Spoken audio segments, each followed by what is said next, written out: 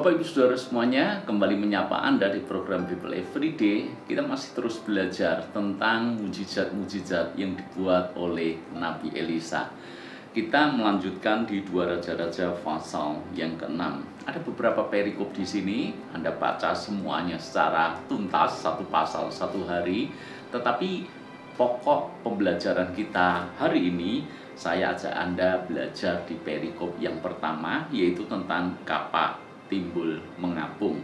Ini adalah kisah rombongan nabi yang kemudian salah seorang dari antaranya menebang pohon, tetapi mata kapaknya jatuh ke dalam air. Coba kita lihat ayat yang ke-5. Dan terjadilah ketika seorang sedang menumbangkan sepotong pohon, jatuhlah mata kapaknya ke dalam air, lalu berteriak-teriaklah ia, "Wahai tuanku, itu barang pinjaman." Stop di sini dulu. Ketika salah seorang menebang dan mata kapaknya jatuh ke dalam air, dan tentu saja hukum alam, hukum Archimedes mengajar kita semuanya, besi kalau jatuh ke dalam air tentu saja akan tenggelam karena berat, jenisnya lebih daripada air. Saudara-saudara, orang ini menurut saya responnya juga sedikit lebay. Dia berteriak-teriak, dia panik luar biasa.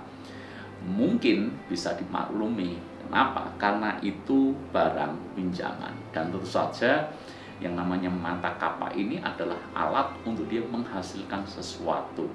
Ini bisa bicara juga soal pekerjaan.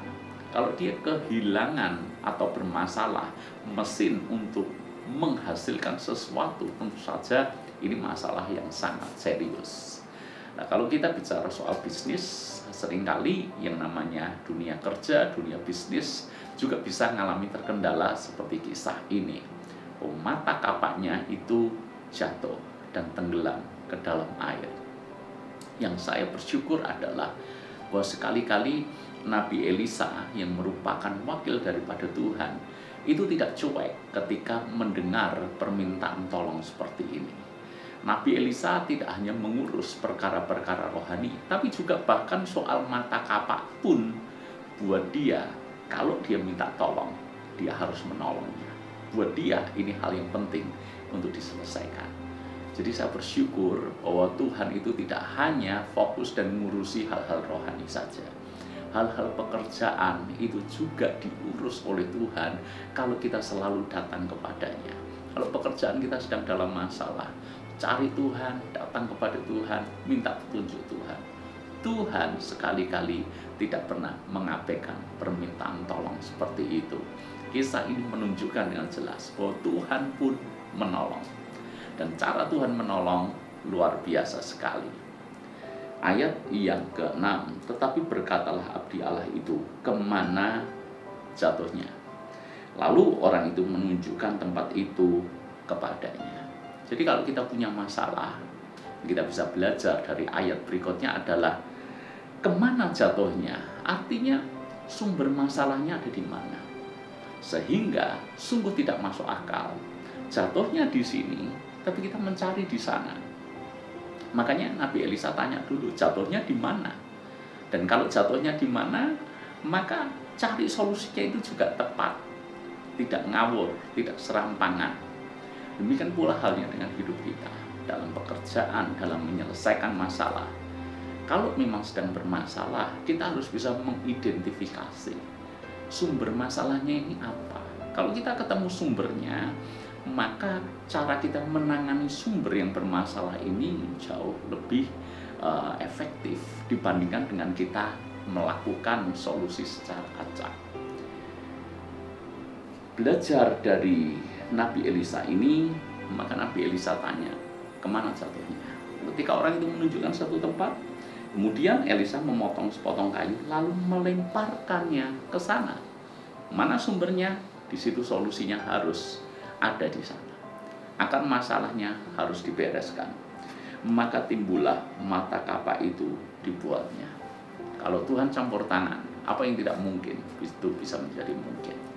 Mata kapak itu dari besi, tentu saja berat, dan tentu saja mau dicoba ratusan ribuan jutaan kali pun, namanya mata kapak ditaruh ke dalam air, pasti dia akan tenggelam. Dan ini unik, ini ajaib. Sudah tenggelam, tapi bisa mengapung lagi. Kuasa Tuhan melampaui yang namanya hukum alam. Masalah ini terselesaikan dengan cara ajaib, dengan cara mujizat. Ada waktunya Tuhan menolong kita dengan cara natural, tapi jangan batasi Tuhan hanya dengan cara-cara natural. Tuhan bisa melakukan perkara supranatural kepada kita. Dalam pekerjaan kita, bekerjalah secara natural. Dan solusi Tuhan juga bisa secara natural. Tapi jangan berhenti batasi itu. Tuhan kita maha besar. Tidak ada sesuatu yang bisa membatasi cara kerja Tuhan dan kuasa Tuhan. Tuhan bisa pakai cara-cara supranatural untuk menolong kita. Yang penting adalah bagaimana kita berharap kepada Tuhan, bagaimana kita mengandalkan Tuhan, dan bagaimana kita percaya bahwa orang benar tidak pernah diabaikan oleh Tuhan. Sungguh-sungguh cari Tuhan, berharap kepada Tuhan, Tuhan bisa tolong kita dengan cara yang ajaib yang tidak pernah kita bayangkan sebelumnya. Mari berharap kepada Tuhan. Tuhan berkati.